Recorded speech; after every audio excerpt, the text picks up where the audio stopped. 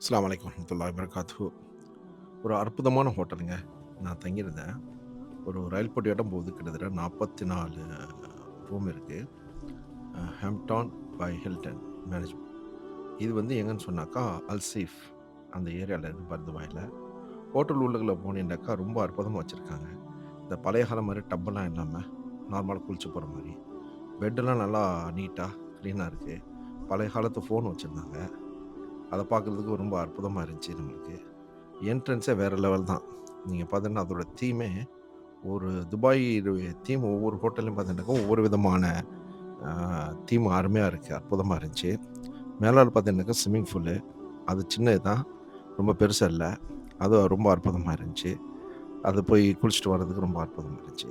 அதுபோல அங்க சாப்பிடுறதுக்கு பிரேக்ஃபாஸ்ட் குடுத்துருந்தாங்க. அதுவும் அற்புதமான தீமு. ரொம்ப சீப்பா தான் இருந்துச்சு. நீங்களும்